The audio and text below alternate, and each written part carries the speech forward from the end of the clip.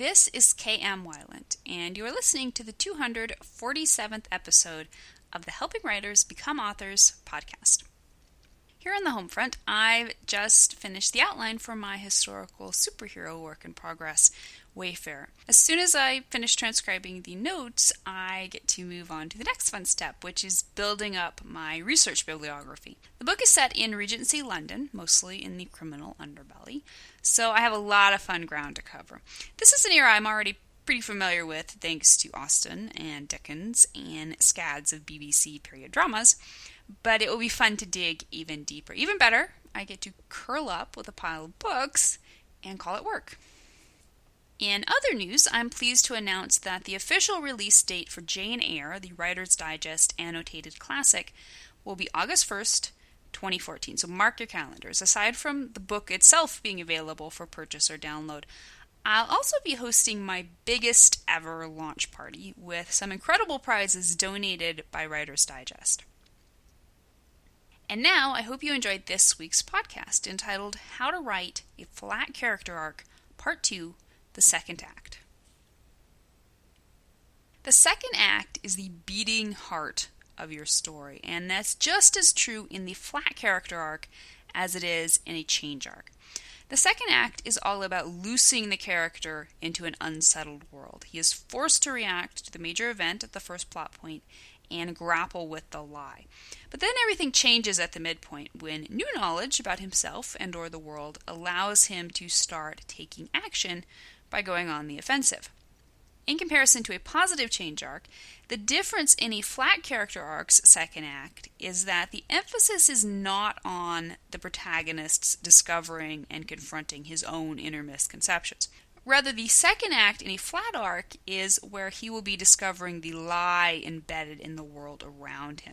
He will have to figure out, first, whether or not he wants to take on that lie, and second, how he can best use his truth to obtain his goal, triumph over the antagonistic force, and uproot the lie from the lives of those around him.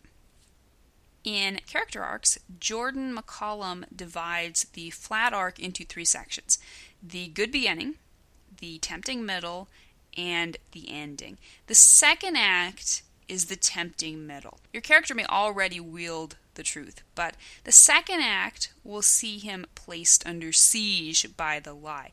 He will have every reason to take the easy way out and surrender his truth to that lie, or perhaps even just pack up his truth and walk away from the lie without ever trying to confront it. In short, just because your character's arc is flat doesn't mean it's going to be easy. The first plot point is a major scene that is the first turning point in your story. It marks the end of the first act and the beginning of the second. It's that first doorway through which your character must walk. He will leave the normal world of the first act and irrevocably enter the new adventure world of the story. The first plot point functions very similarly in both change and flat arcs.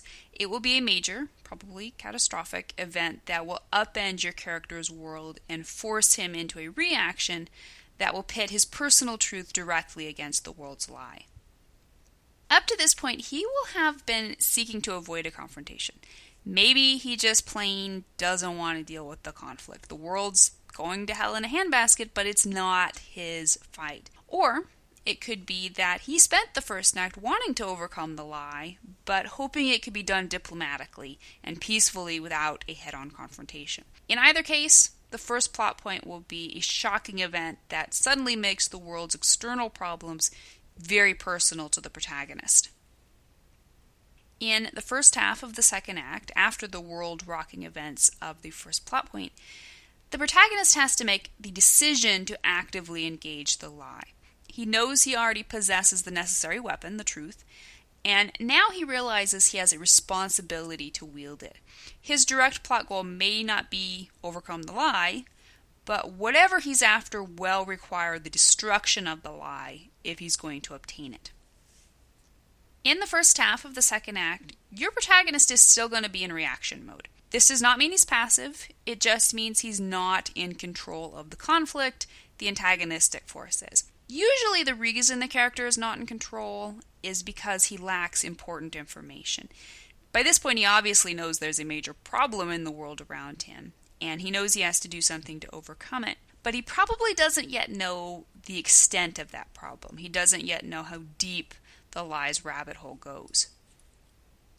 So in contrast to the positive change arc, the character is going to spend the first half of the second act getting punished for believing the truth. Everyone around him will try to convince him he's an idiot for opposing the lie. His devotion to the truth is going to be tested. And for these tests to have any teeth, the character must become less than certain about the truth. He needs to seriously consider whether he's actually following the truth after all. Could it be that he's wrong and everyone else is right? Maybe the truth is really a lie and the lie is really the truth. For anywhere from a few moments to a few scenes, he's not going to be quite certain what to believe. But he never fully turns his back on the truth. The midpoint is your story's centerpiece. It's a reversal caused by an important revelation. Something happens that provides the protagonist with new information. Suddenly, all the questions from the first half begin to find answers. He figures out what the antagonistic force is really up to and or capable of, and he sees for the first time how corrupted and powerful the lie really is. This is all going to seem a little depressing on the surface, since the protagonist's truth suddenly seems like a tiny weapon in comparison to that huge lie he's trying to fight. But the hero isn't depressed, or at least not for more than a minute or two. Rather, he's suddenly afire with new determination. Now everything makes sense.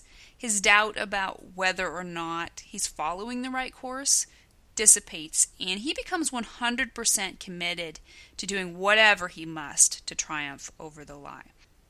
Just as in the positive change arc, the midpoint and its revelations must include a moment of grace. The difference here is that this redemptive moment of insight and new resolve isn't offered to the protagonist. Instead, the protagonist, figuratively or literally, offers it to the world around him. Allies who previously resisted the truth and who will be essentially following positive change arcs of their own will begin to see the light. Enemies who are following negative arcs will scoff and toss the truth's offered grace right back into the protagonist's face. In the second half of the second act, the midpoint has changed everything for the protagonist. His doubts have been, for the most part, swept aside. He knows what he's up against, and he knows what he has to do to confront the lie. It's a long shot, of course. All good stories are, essentially, underdog stories. But he's willing to die trying if he has to. If the first half of the second act is about the protagonist's reacting, the second half is about his taking action. My editor, Kathy Lynn Dyke, comments, the types of actions or non-actions the character takes will be directly related to which act of the story she's in. In Act 1, her reactions and decisions will be based on normal life as she's known it till now. In Act 2A, individual reactions and decisions arise from her ongoing reaction to the first plot point. In Act 2B, they arise from how the midpoint revelation changes her perspective. And in Act 3, they arise from the intention to finally resolve the dramatic question. Now that the protagonist has seen the true power of the lie, he's also seen its weakness, even if it's just a tiny one, and he's determined to exploit it. His aggressive actions in this section will dramatically affect the world around him. So even as the lie bears down hard, the world is beginning to awaken to the true horror of the belief they've been cultivating all story long. They're starting to rally to the protagonist's cause, and the antagonistic force is starting to sweat.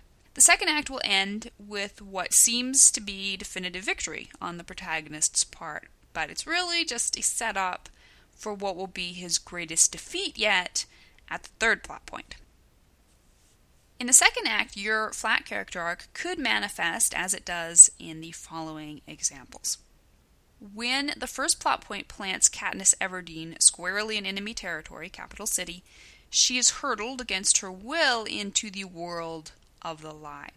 She doesn't care so much about defeating the lie. She just cares about surviving, even if it means taking out fellow tribute Peeta. What she doesn't yet fully comprehend is that in order to survive, she's going to have to take down the world of the lie first. She only begins to fully realize this at the midpoint when Peeta saves her after the Tracker Jacker attack, and she puts aside even the possibility of playing President Snow's game. She won't kill Peeta. The world reflects this back to her when the game maker announces that 2 tributes from the same district can share the victory. She finds a wounded Peeta and starts making plans to save both their lives, as in the Hunger Games. Ginger the chicken discovers an opportunity for escape when circus performer Rocky crash lands inside the pen. She coerces him into supposedly helping her teach the other chickens how to fly, even though no one else understands the necessity of escaping. At the midpoint, Ginger realizes Mrs. Tweedy is going to kill them all, and finally convinces the others that if they don't escape or die trying, they're all going to die anyway. Rocky, who is a change arc character, makes the most prominent shift away from the lie and begins seriously trying to help Ginger and the others, as in Chicken Run. Nathaniel's normal world collides with the world of the lie when he rescues Cora and Alice Munro from Magwa's ambush.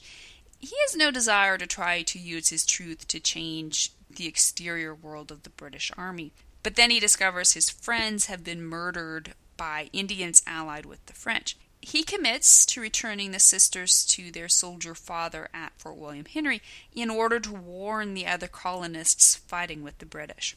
After Nathaniel helps the colonists desert back to their families, the antagonist shows the true depth of the lie by arresting him at the midpoint. As a result, the world around Nathaniel begins to shift toward the truth, as is most evident in Cora's changed mindset, but also more subtly in Duncan's, as in The Last of the Mohicans.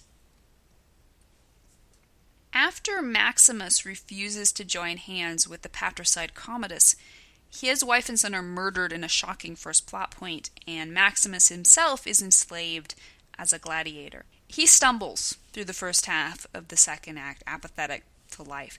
Even though he is disgusted by the blood he is forced to spill for the sake of entertainment, he goes through a period in which he struggles to find the strength and conviction to fight for his truth. All that changes at the midpoint when he is sent to fight in Rome and is able to tell Commodus to his face that he won't rest until he can remove him from his father's throne. His motives are further cleared up and brought back into alignment with the truth when he agrees to help Lucilla take down Commodus, not for the sake of vengeance, but for Rome's peace and security. Throughout the second half of the second act, he victoriously battles his way through Commodus's desperate attempts to kill him, and with every victory, he rallies the people nearer to his cause, as in Gladiator. After Eleanor Dashwood and her family end up in a tiny Devonshire cottage, and Marianne meets both her would-be suitors, the upright Colonel Brandon and the passionate Willoughby, Eleanor spends most of the first half of the second act struggling to help her emotional family cope. Her sensible approach is brought under siege when the man she loves refuses to ask for her hand, even after dropping in for a strange visit. The midpoint throws her world topsy-turvy and cements the importance of her truth when Willoughby abruptly dumps a hysterical Marianne and leaves the neighborhood without explanation.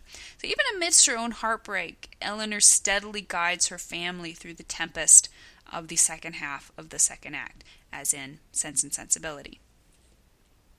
Cap's indecision about his loyalty to S.H.I.E.L.D. ends, once and for all, when Nick Fury is shot by his own people.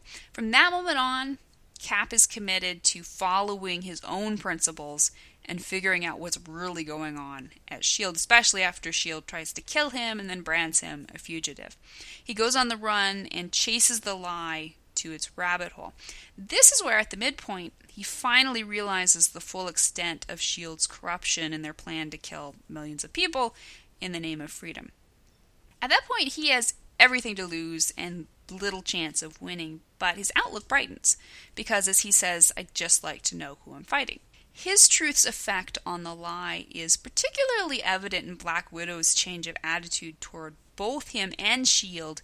in the second half of the second act, as in Captain America, the Winter Soldier. So consider some further examples of the second act in a flat character arc. True Grit by Charles Portis. Maddie takes the lie-ridden world by storm when she hires Rooster Cogburn, the meanest marshal, to help her go after her father's murderer, Tom Chaney. In this instance, Maddie's strong, truth-driven decision is actually more dramatic than the preceding challenge to her truth, the law establishment's refusal to do anything about her father's murder. Maddie is an especially strong catalyst character who personally drives practically every major moment in the story. She spends the first half of the second act bearing up under Rooster's and the Texas Ranger LaBeef's alternately self-centered and well-meaning attempts to sway her from her mission. At the midpoint, she doggedly accompanies the men into the Indian Nation, despite their insistence that she remain behind. Her determination forces them into a moment of grace, where they recognize the resilience of her truth and reluctantly welcome her as an ally. The action in the second half of the second act is primarily external, as they track down the outlaw gang with whom Chaney is running. But the character arc plays out steadily as Maddie slowly but surely bends the lawman into a better understanding of both her and her truth. Batman Begins, directed by Christopher Nolan. After fully committing himself to his new role by literally burning his bridges behind him, Bruce Wayne returns to Gotham. Most of the first half of the second act revolves around his external activities in preparing his Batman persona and researching crime lord Carmine Falcone's plans. But his truth is tested by pretty much everyone, via Alfred's concerns, Rachel's doubt, and even Gordon's initial skepticism. At the midpoint, he crashes into the heart of the drug operation Falcone is running under Dr. Crane's direction and dramatically reveals his sign to the city. From here on out, he's not only committed to the truth, he is, in essence, the truth. Gordon rallies to his cause, and the city, including Rachel, begins to believe he's capable of taking down the lie. He still faces opposition, most notably when Alfred warns him he's in danger of megalomania if he gets lost inside this monster of yours. This is a great example of how a well-played flat arc keeps readers on their toes. They're never 100% sure the protagonist is right. Even the protagonist himself isn't 100% sure. Maybe he's headed down the wrong path. Maybe his truth isn't so sure. Maybe he's veering away from the truth without knowing it. But just as the protagonist should in a true flat arc, Bruce manages to continue walking the tightrope of his truth, if only just barely. Ask yourself the following questions about the second act in a flat character arc. 1. How does the first plot point force your character into a direct confrontation with the lie? 2. Does he willingly confront the lie, or does he confront it only because he has no other choice? 3. How will the character be tempted away from his truth? 4. How close will he come to actually abandoning the truth and embracing the lie? 5. What allies will initially resist his devotion to the truth? 6. How will those allies eventually be changed by the truth? 7. How will his enemies resist his truth? 8. How will those enemies become even more entrenched in the lie as a result? 9. Is the character's main plot goal directly related to defeating the lie in the world around him? 10. If not, why will he have to overcome the lie in order to reach his main plot goal? 11. What doesn't the character understand about the lie in the first half of the story? 12. What important information will he learn about the lie and the antagonistic force at the midpoint? 13.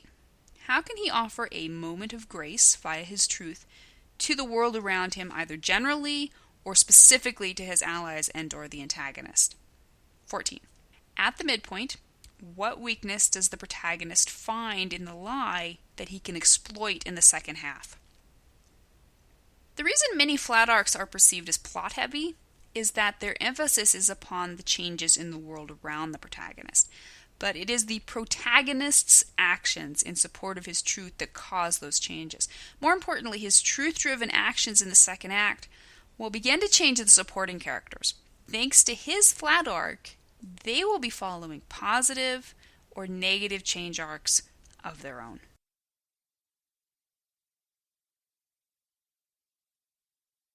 Thank you for listening to the Wordplay Podcast. To read a transcript of this episode, you can visit my website at helpingwritersbecomeauthors.com. And be sure to check back again next week.